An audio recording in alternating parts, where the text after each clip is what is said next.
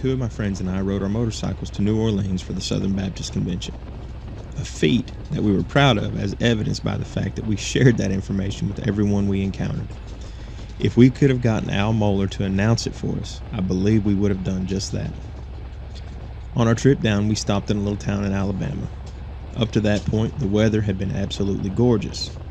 Every stop, we would check the maps on our phones to see what new roads we might venture down. During this one particular stop, we also checked the weather, and we noticed that there was some heavy rain moving in and that it would inevitably intersect with our intended route. No matter how we tried to plan a way of riding around it, we just didn't think we could do it. Now, before I continue, I want to point out that all three of us had rain gear in our saddlebags, and it was easily accessible. This is important to remember. When we felt like we'd found the safest path that would avoid the worst of the rain, if not avoid it altogether, we set out towards the increasingly gray skies before us. Our destination that evening was Meridian, Mississippi, and we only had a couple hours riding until we would get there. We were confident and happy.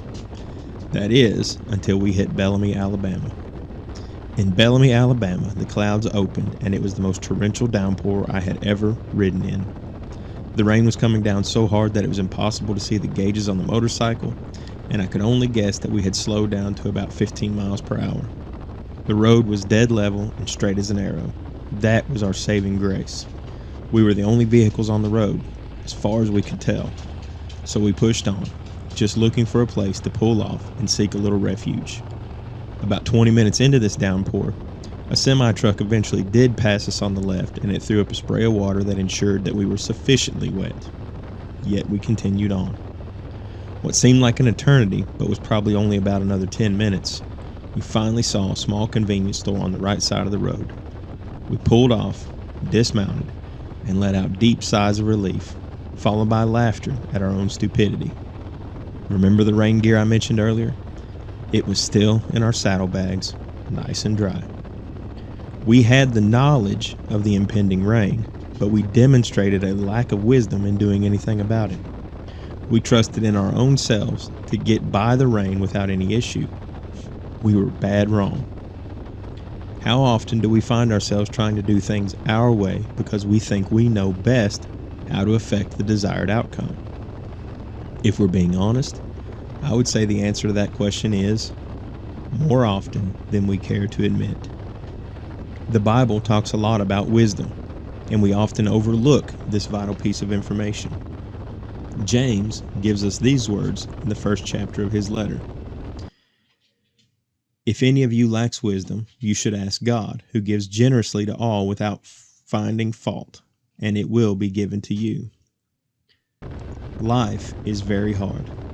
Every day we have to fight against sin. We have to fight against the devil. We face big giants every day of our lives. We face challenges and hardships in every aspect of our lives. In order to fight this tough battle, we need God's wisdom.